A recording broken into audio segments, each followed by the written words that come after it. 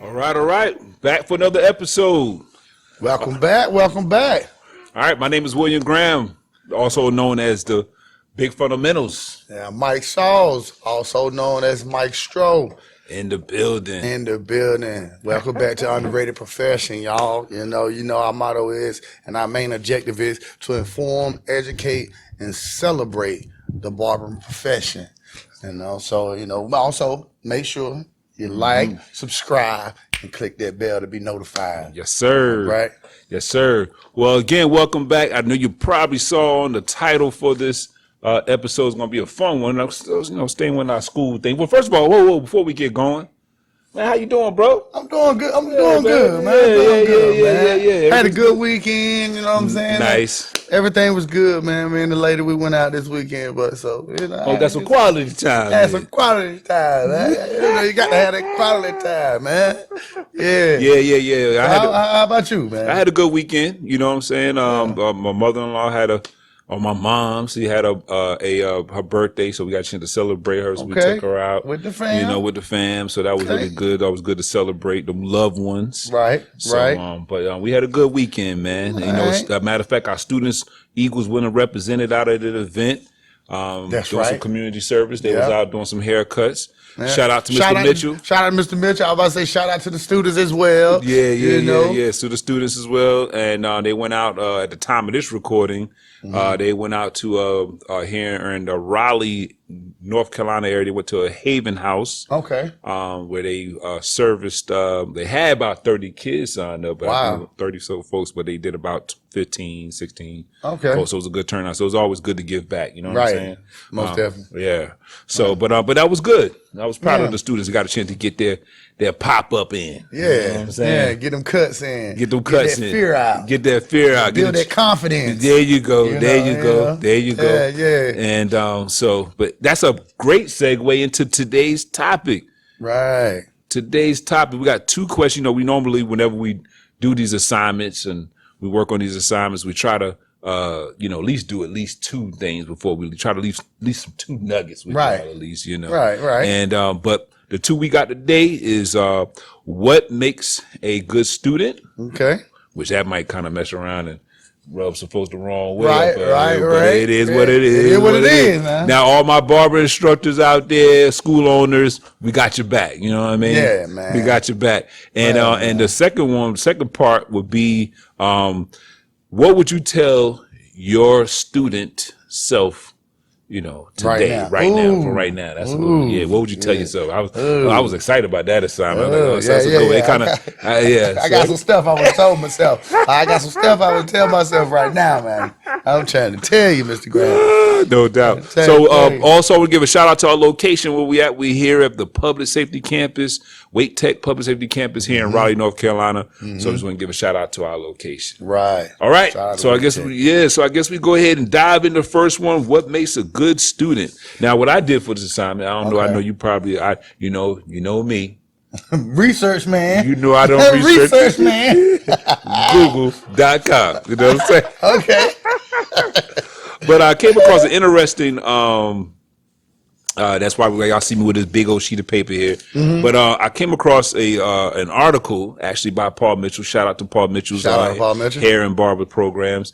And I figured it would be a good way to, I don't know if you want to go over yours first or do you want to go through this list that they had. Because they had like 10, was it 10? Yeah, 10 things that they say, the characteristics that makes a successful cosmetology or barber student. Okay. Well, I would say since that, these is off the top of the dome. Yeah. I want to go ahead and give my thing was my first one was a minute. Okay. We may have some of it may run over here actually. And I was thinking from the aspect of me as a student. What will make me a good student. That's a good way. Gotcha. I'm not talking about from an instructor's perspective. Okay. I'm just talking about what have made me a good student. Okay. So y'all lucky. See, students, he got y'all back. I'm coming at y'all. So, you know what I'm saying? It's like first you have to be self-motivating. Yeah. First self-motivating, you got to be, that this is a commitment, you can't nobody try to keep trying to influence you to be a barber. You can't, because we have students like, man, we trying to get them like, man, don't quit. You know what I'm saying? Don't quit school, do this, blah, blah, blah. But no, you have to be a self-motivated person in this field. That's one. Yeah, because that's what you need to have when you get out. But when you get out, exactly. Yeah. So what better way to do that is you have to be a self-motivated first for the student. And then when you get out, you're going to be a self-motivated barber or apprentice. That's right. So the next one, I don't even know if I said it, like kind of like willing to be like a sponge or open book. Like, you know, we got some students that they've been what we call it kitchen cutting. I call it bootleggers. Bootleg cutting, and some of them come in here and think that they know everything. You know, you have to be willing to be open and accept all the knowledge and the information that's coming your way, whether you think it's wrong or not. But if a teacher is an instructor that's instructing you or educating you, you should know that instructor has been seasoned for a longer time. So you have to listen, and even if you don't agree, you still listen and take that knowledge with you. Yeah, because because there's some bootleggers out there that they can cut. They can cut now. Now they got some cuts, but then but it's always I always like to remind students or point out to students that, because a lot of times when that come into play, you know, we see that where I don't, you know, and not everybody agree with how I categorize students when they are learners. I have it where I consider some that are green, some that are intermediate, and then advanced, you know, / bootleggers or whatever, or they've been to school already before they come and finish it up. But anyway, sometimes that's the challenge is, well, at the end of the day, all three can have something to learn. Right. Even the kitchen, when you said bootlegger, I call them, at the end of the day, they still need to learn the business of barbering. Right. There's always still something to learn. Right. And so sometimes the challenges that at least, you know, I'm pretty sure you noticed it, is that the green folks want to be, especially if they get around and get a little click. You get some green folks, intermediate folks that want to think they advanced, and then it's like trying to keep them realizing that you are green, you're still growing, and you're progressive, but you trying to be like the advanced when you're not there yet. You got to cry before you walk, and there's nothing wrong with that. And be proud of the progress you are making, and sometimes that lead to, like you were saying, to having that you know, that self motivation to know that this is a process, and you know that advanced student started their process earlier than you, even if it might have not have been in a school environment. But they started grabbing the clippers and cutting people and cutting friends and things of that nature. So So that was the second one. My last one, I'll just put like having a plan. Having a plan of what you're gonna do. What are you gonna do with this knowledge? What you're gonna do with these license? When you get out, and what are you going to do? Having a plan as a student, As a student, already have your plan for what you're going to do in school, when you get out of school. I was going to say in school, in school is important too. Out of school, but just as long as you having a plan, that was one of my main things that what makes a good student. And along with that plan, and some of the students, y'all may feel some kind, some of y'all heard me already say this. You know, habits, whatever habits you got. This is the new school to break it. One of the most popular habits, which is very common. You think about it because you are becoming self-employed. You know, now you got to. That means you don't have not necessarily a clock per se. Even though I know some shops have the policies and rules where you have to be in a certain time, which is great. But you know, at the end of the day, you still kind of got your own freedom. And so by having that freedom, which is good, but you got to have that discipline. And one of the biggest discipline is getting up. Getting up. And getting there. Not getting there till 11. Then 12, you want to predict on when this crowd is coming in and all that. You got to get up. You got to be there, man. And so that's where I noticed where, like, if you got, and then some people are not morning people, right?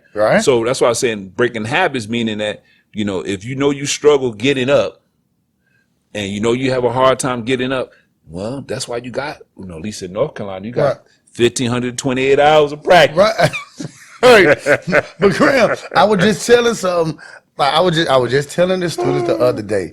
All right, You know, they say you say the people they're not morning people, right? Right. But if you was working for an actual 9 to 5, if you're working for a 9 to 5 job, they got to get up and go be there by 9. They're gonna be there by 8:30, so they won't get counted absent or late. So they don't want the corporate to call them like you fired. Yeah. So you got to treat this barber thing just like you're going to a corporate job, or if not, harder. Like, you got to be on yourself harder in this field because you have so much freedom. Exactly. You have to get that discipline within yourself. So if you got discipline within that corporation to work there 9 to 5, like, have enough decency to have the discipline for your own self, for your own business. Exactly. You get what I'm saying? Yeah, I agree. So on that note, we got to take a quick break though. Okay. And we're going to finish this conversation. Hope y'all enjoy and stay right there. We'll be right back. All right, welcome back. We back. And we left off on a great discussion talking about what makes a good student. So we just finished talking about breaking those habits of, I guess you could tell the 3 you had. The 3 that I had was having self-motivation was one. Being willing to be like a sponge, an open book to accept all the knowledge that you can and not try to act like you know everything. And basically the third one was like having a plan. Right, having a plan. And then that's when we went into talking about if you have any bad habits, work on it, especially when it comes to attendance. And I know I hear some school owners and instructors, I feel y'all pain. The attendance. Because it's a hard grind sometimes. It is. Especially it was hard for us. Yeah, it was hard, especially depending on, and I experienced teaching, day and evening, and both of them are a challenge either way. But just putting that grind and that commitment. So, but it's worth it at the end. Yes, it is. It's worth it at the end. It's the best thing I ever done in my life. I know that's right. I tell you, man. Yeah, same here. Yes, sir. So, with that being said, we're going to go over what I found on doing my research here for this assignment. Big fundamentals. That's why his name Big Fundamentals. Man, is he researching? He is researching. Hey, Big Fundamentals right here. All right, Big Fundamentals. What you got for Paul Mitchell? Like you climbed in the previous episodes, former inspector, this guy. This guy right here, man. This guy, former inspector, man. And the man, he was the man. The man right there. He was the man. Boy, you're dirty, man.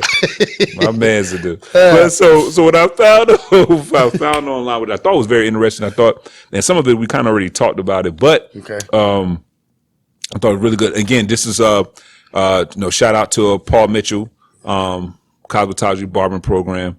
But I actually found this article along with some other great articles, but I just thought this one was really cool. And so I thought it would be something we can discuss. Right. I want to hear. I'm ready get your thoughts on it. So they had number one was good grooming habits. Okay. Here they had would you get your hair done by someone who looks as if they just rolled out of the bed. So they were like, grooming, like making sure you keep yourself groomed. Right. Kind of, I guess if you look good, you feel good type thing. Okay. Right. Okay. So you want to look good. Well, people give me a hard time for having dreads, man. I'm like, man, how you a barber and you got dreads? I'm like, come on, man. It's my style, but my cutting is like that, Well, I get the same. I get the reverse. Well, how can you cut hair? You bald headed. What can you know about hair? Come on, man. I didn't always be bald headed. I always had dreads, but anyway. Okay. So, but I thought that was about good. That was good. That's a good one, though. That's a good one. That's a good one. Seriously, because you don't want to be around nobody that smells when you come and you getting your hair cut. And that's stuff you learn when you're in barber school as well about the importance of your grooming habits and bathing, self-hygiene and hygiene, because you are, because sometimes we had them customers. You had to give. What you said the other day, you had to give them a little bit of Tic Tac. You said man. Like sometimes people don't understand because a barber keeps some Tic Tacs, y'all. If you ain't no true barber, if you don't keep no Tic Tacs or some type of mints in your mouth, because you have to do that. You in front of. So when y'all have a customer and they breath kicking and you don't want to say nothing, customers, please forgive us on this. I apologize, y'all, but because sometimes it can be barber too. That's why I keep me some mints. And I keep me some mints, man. But how do you So professionally, how I do, I ain't gonna lie, I probably get my mints out and just make a mistake, drop them. I'm like, oh man, I'm like, I need one of this. Then I offer Like, do you want one of them? Trying to, because I don't want to offend nobody. So you said you dropped them. I accidentally drop them out of my pocket first. They fall. So I pick them up like, God, let me get one of these. I get one in front of them. Then I be like, offer them. You know what I mean? Like I'm offering.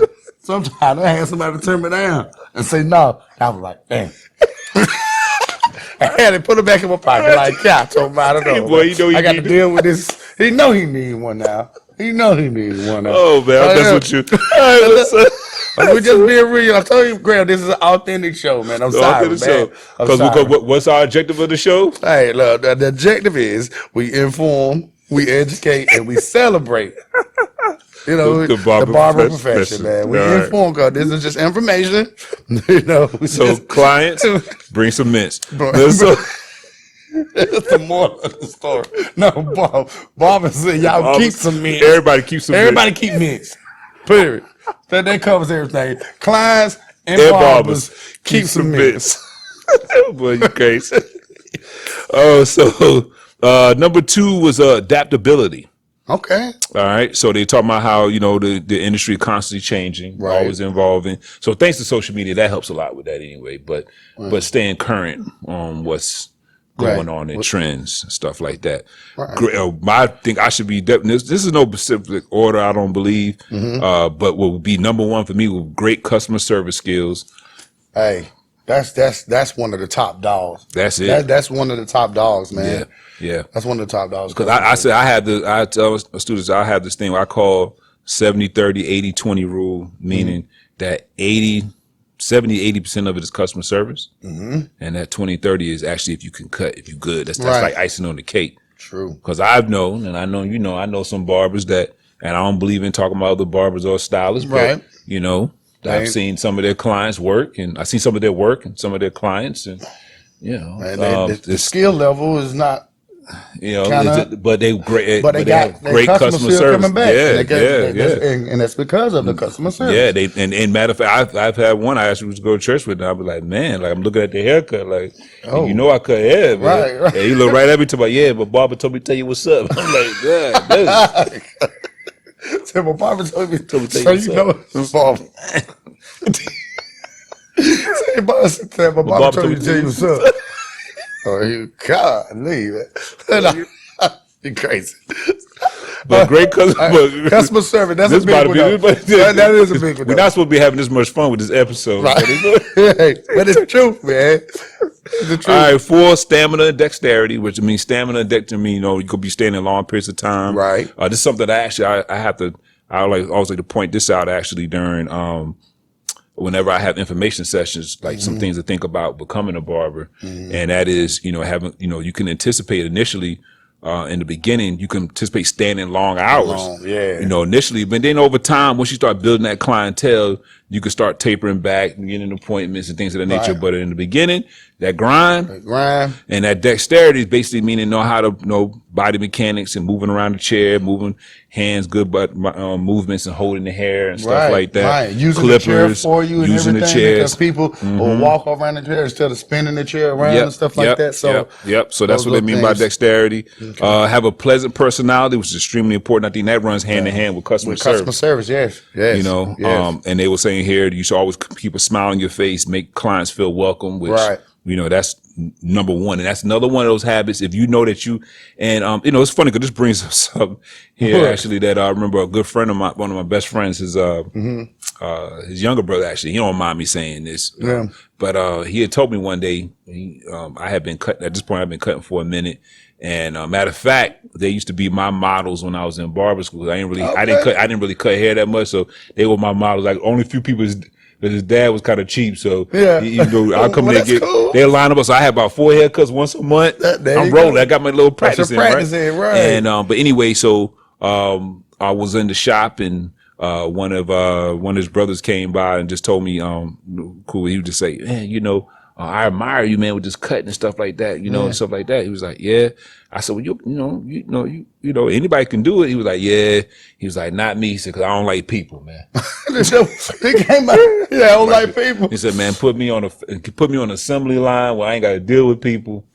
I'm good. Nah, Barber name for him. And Barber, but I appreciated him knowing that he knew himself. He was that confident and knew himself that much that he knew he's like, yo, he said Barber would never. He said, first of all, I can't cut. He said, but it would never work for me. He said, because I don't like dealing with people. That's crazy. And so so it sounds funny, but you need to have a pleasant. You got to have a personality because that can affect your customer service. And it will. It will. It will affect. Yeah. And then so along with that personality, had here be a good listener. Okay. I thought that was really good because but being a good listener, but you also got to know how to keep some stuff to yourself as well. Right. Because we were talking about that on one of the last episodes where we like shrinks. Like we are shrinks. We like shrinks as well. Yeah. As they said, the Psychology Today called us Psychology Today, I think it was. Mm-hmm. They said that we were the cheapest therapists that's out on the market. The big fundamentals, boy. I always doing that research, boy.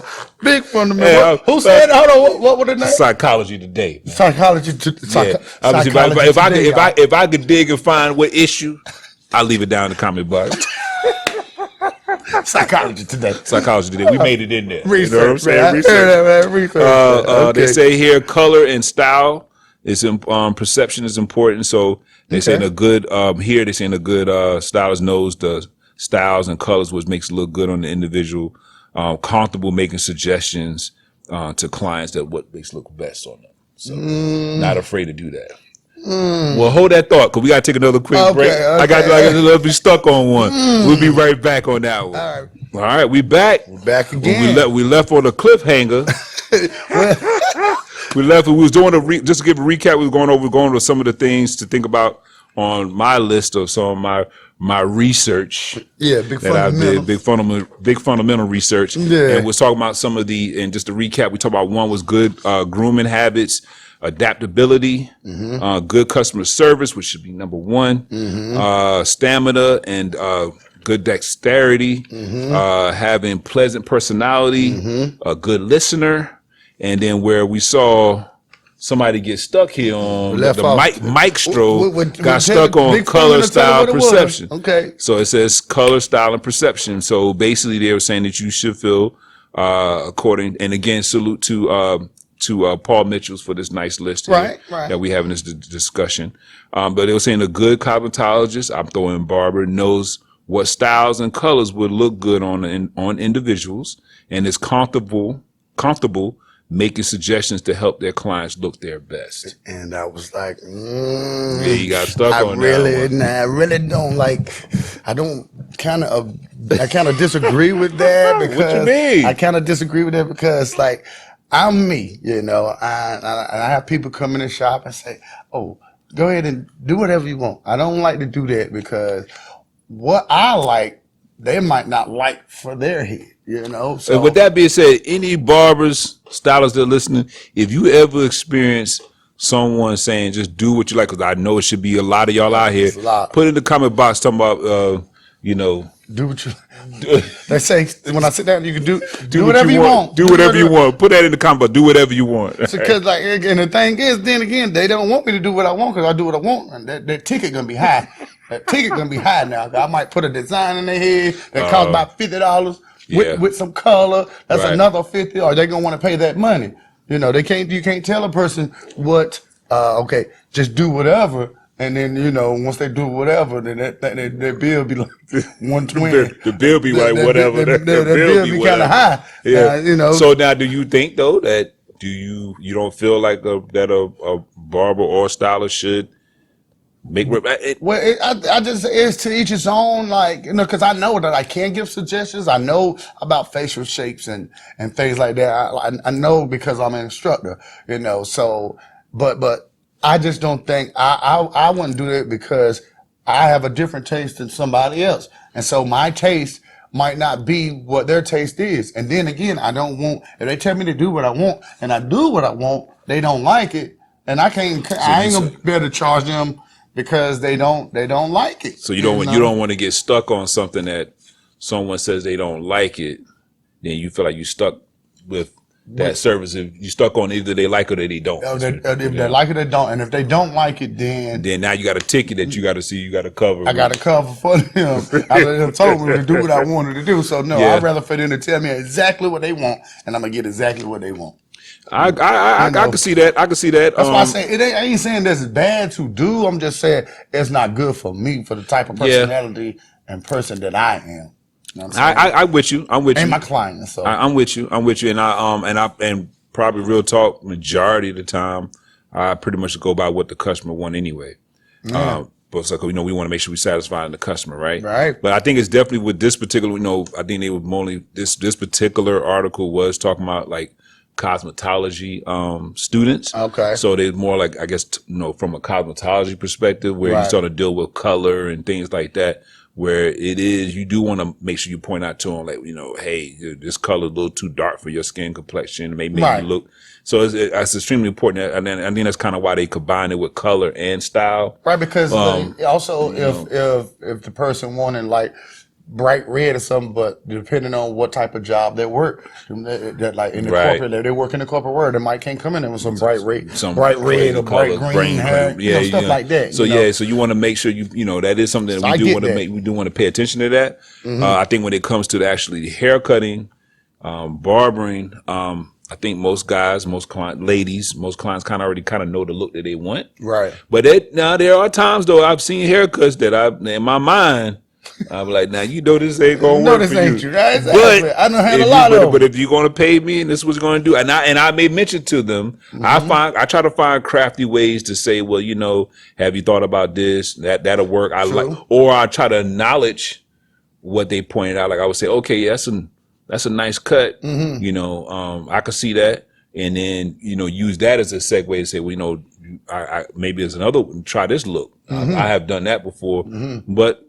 No, I pretty much lean towards majority of the time doing what the customer wants. What they want. And I've done some haircuts with people that I really don't think it really flatter them. Me too. But if that's what they want, that's what I'm going to give them. Right. But and then I think sometimes, and I could be wrong, clients, y'all can leave some comments if we could be wrong. Let us know. Let us know. But I think sometimes, clients will say, they will say that as I think it has become kind of a norm, kind of a small talk kind of thing, like, oh, do what you like, or they get comfortable with you, but then they really don't want you to do what you want to do because they already know what they really want. They're like, do what you like, but give me that taper really low here. Right. I want to go down there. I want to part over here. I want to line up over there. I want my beard like this. Right. So I thought you said you want me to do what I want to do. Right.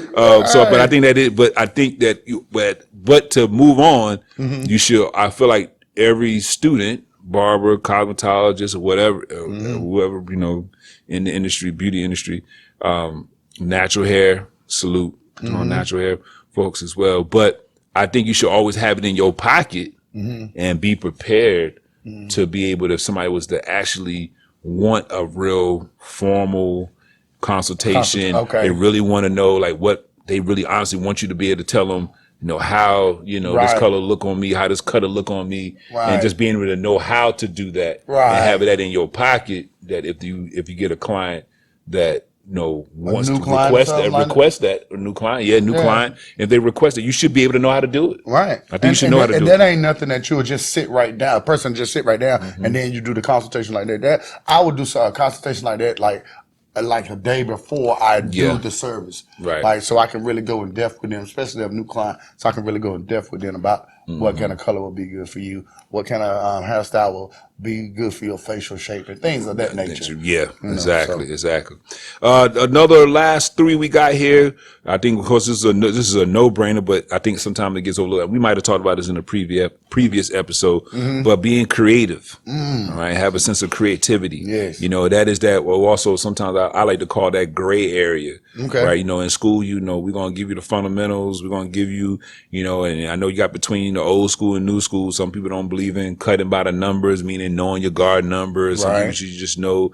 You're going to have the debate about using clippers versus shears and razor and all this other stuff. At the end of the day, I still feel like, regardless of how fundamental a system you create, because we could tell, do it closed, open it up, and put a 1.5 on there, put a 2 on there, put a 3 on there, put a 5, whatever, skip guard methods, whatever different methods we come up with. I think it's still that gray area in there, especially when it comes to blending for fading. I can speak for barbering at least, and styling the same way, but there is a creative part in there somewhere that just really, it's the artsy side that can't kind of really always put a real definition to, or really like a real step to it. Just like, you just got to know how to just kind of blend that in. Yeah, right, you got to just draw it in. You got that sculpting as we learn is sculpting and then really getting that fine tuning, that work. That's that's the creative part, I think. And critical thinking, you know. You got to do the critical thinking to be creative, you know. So it's all about the person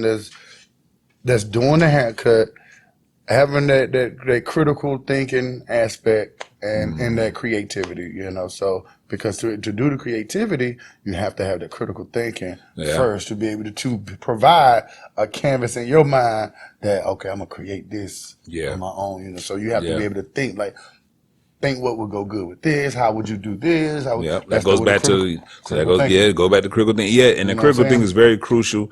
And like you were saying about even for now, with thank God for technology and we able to see everybody's got some awesome work out here. Everybody get to really see how our artwork that we put out here.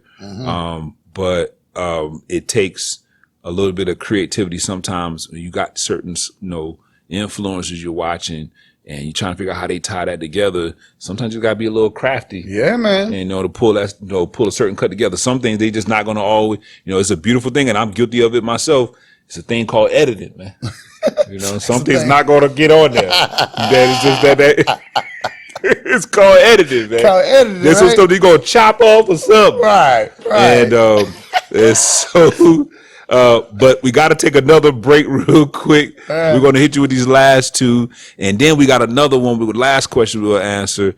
And then we'll just stay tuned. We'll see back. We back. So we left off with recap. We already gone over before of some what makes a good student. I got here good grooming habits, adaptability, great customer service skills, stamina, dexterity, 4 pleasant personality, good listener.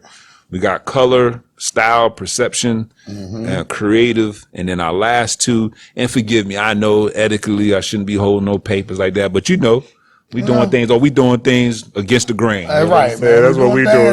We doing our way. But the last 2 we had was knowledgeable of standards, meaning, staying up to speed of industry standards. Health procedures are extremely important in the climate that we in now, obviously with the corona, and the monkeypox now, the time of this recording. Yeah. But, with that being said, though, I want to salute all schools, professionals. I think that, and this may just be a little bit me bragging a little bit, but I love to always point out that I feel like we was one of those industries, not comparing ourselves to, the healthcare industry per se, but I think that we was definitely, the beauty and wellness industry was one of those industries that was prepared for the adjustments that we had to make for, because of different conditions out here, because we know we really promote or should be promoting sanitation in our schools and how important it is. And, of course we had to make those adjustments like wearing masks and gloves and things of that nature, put some partitions up. But we was creative enough, and I think we was well prepared to handle those kind of scenarios because of how much we stress sanitation and in our shops and stuff. But so I think definitely keeping up with the knowledgeable of the different standards, know your rules, know your laws. So know the rules and laws, so the rules and laws now. Yes, sir. Because you might see a inspector come by. There you go. The man coming every time. Boy, scatter, boy. We'll do another episode now. Some inspector stories. Yeah, we'll do that one day. Yeah. And then finally, another one should be number 1. That's kind of, I got 2 number 1s with this. First, customer service. Yeah. But this one right here is really important. Give it to me. And y'all know there's going to be some people going to feel some kind of way. Give it to me. Passion for your career path. Daddy. You gotta have the passion. Gotta have that passion. There's a lot of cats out here hustling, man. And don't get me wrong. I always gotta make sure I say it this way. Right. I always gotta say it this way. Don't get me wrong. We all want to make some money. We believe in making some money, But when you don't have passion for something, not even just our industry, if you don't have passion for it, that's what causes you to half-ass stuff. Right. So, and then that's where stuff like all the stuff we talked about, the sanitation, customer service, right, creativity, all that stuff goes out the window when you just hustling something because you don't have no passion for it. Right. And here they put here whether a cosmetologist or barber is a lifelong dream or a new venture. You need passion for your craft and a vision of where you want your career to take you. And that's so if you don't have a passion for it, because I don't now, and this is a whole nother episode, but then this because I don't fell in and out of love so many times with barbering. It's ridiculous. And I make sure I tell that to students. But I know it's still my passion. Yeah. And you wouldn't fall in and out of love with something if you wasn't passionate about it. But I don't fell in and out of love with it plenty of the time. I fell in love with it, man, because I ain't know how to cook when I went to school. When I fell in love with it, that was it. I've been loving it ever since. But the only other thing that I fell in love with it better than that is instructing. Yeah. You know what I'm saying? So I'm still, I ain't never fell out of love with barbering. And instructor just became like a new love. Love. And I guess it's not, I know I like to, I always like to be funny, but I say falling out of love, there's sometimes where you be mad at be mad. You be mad at your girlfriend. You be mad now. You be mad sometimes because you didn't get, maybe, just, a lot of it comes from, and I guess we talk about, I guess we say for another episode. That's another episode. That's life experiences and everything. That's another episode. Yeah. So, but that's the 10 that we had. Recap again. Recap. Good grooming this is 10 characteristics to make a successful cosmetology or barber student. Is good grooming habits, adaptability, great customer service, stamina and dexterity, pleasant personality, good listener, color and style perception, creative, knowledgeable of standards, and passion for your path. All right. I think they did a good job with that. That's a good job. They did a good job with that one. That was a good one. I mean, that's from on the flip side, on the school side, these are some things that definitely like to talk on. One thing I always like to make sure I put, I like to use the during the information session, I like to use the mnemonic of a barber, and the A is a artistry. Okay. A sense of artistry, similar to what they mentioned here. Right. The first B was be able to deal with the public. Okay. Right, because somebody said they wanted a 3 on the side, you put a 2 on there, you got a problem. Okay. All right. Your next A wasn't make sure I'm come on the flow right now. My next, I see you. My next A. I see you now. I see you. All right, best doubt I forgot now. You don't throw me off, man. You don't throw me off, man. I see you. My next A was an A. It was on A. The A was oh man, I don't forgot now. You don't forget now? Hold on, man. Because I changed it up. Oh, you switched it up. So I changed it up. And then the R was for reliability. I forgot what the A for right now. And then the E was for always continue to educate yourself. And then your next R was reliability. Reliability. Yeah. Man, what was that A, man? I made you forget that A. Maybe forget that A, man. Maybe forget the A, but I'll get you next time. We'll get them next time. So with that being said, so we just switched to talk about what makes a good student, and we're going to close out on, I think would be kind of fun. Right. Was what would this is, I know it's made popular for years now. You have a lot of celebrities and people writing letters to themselves and stuff like that. Right. So I thought it was kind of cool. So we have this part here. It's going to be, what would you tell the student you? What would you tell yourself? Man, one of the things I put down, I would tell myself, look, man, it's this thing called social media coming out. So please make sure you enlighten yourself with that.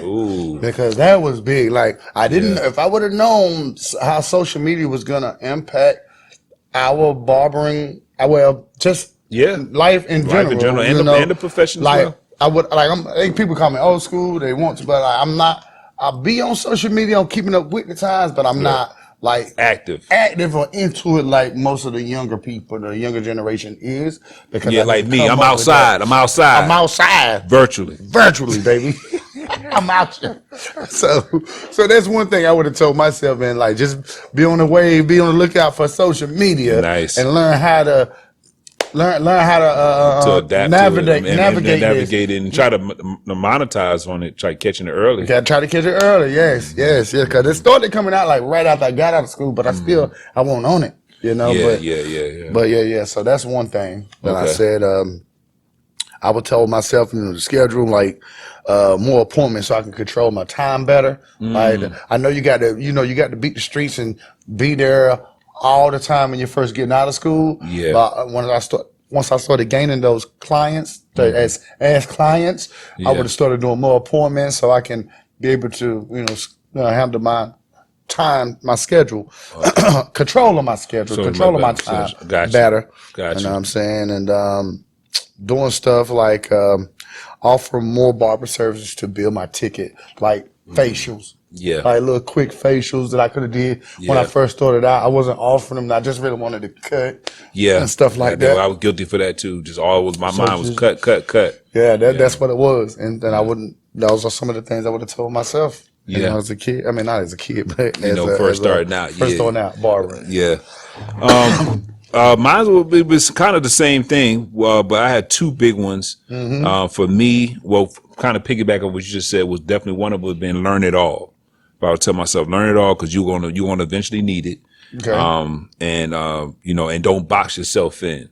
I like to think that I did pretty good at doing outside the box of certain things. I think you have to. Big fundamentals, Mr. Research. Yes. But I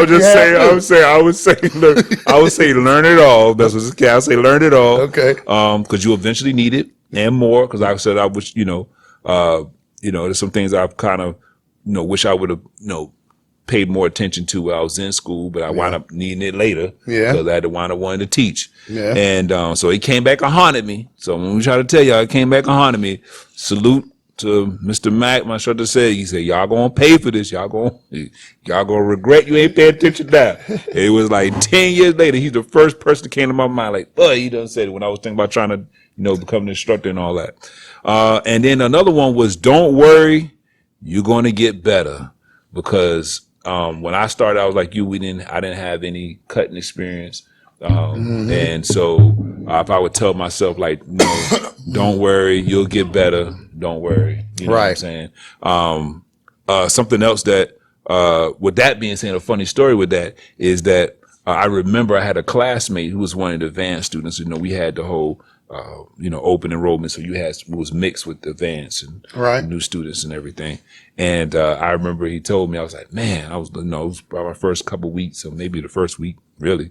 And I was like, man, I was trying to call myself, having a sentimental moment, trying to, then I'll go to one of the advanced cats, and it's like, yeah, man, I mean, he was a hard head, but I still try to call myself being cool with him, like, man, I'm opening up. You know what I'm saying? Yeah. Being vulnerable, as they say. I call myself being vulnerable. Right. So I was like, yeah, I'm kind of nervous on this cutting thing, man. I don't know, man. I don't know if I made the right decision. And he got to look me up and down and say, man, you can't get worse, man. You only get better, man. Walked off. He said, keep cutting. Which is the truth. He said, keep cutting. And that is, as blunt as that was, that's actually what I needed. And it was kind of battery in my back, and I ran with that, and I share that with students as well. But keep cutting. Keep cutting. You can't do them but get better. You only can do them but get better. It walked off. He's like, I ain't got time to hear that, man. Keep cutting, man. I was like, I guess he's right. You know what I'm saying? He's right. He's right. But there you have it. That is it. That's it for us right there. Just make sure, don't forget to like, subscribe, and click that bell to be notified now. Exactly. So remember, keep always learning, keep refreshed, and keep growing. So we'll see y'all in the next one. We appreciate y'all. Y'all take care of yourselves. Stay up.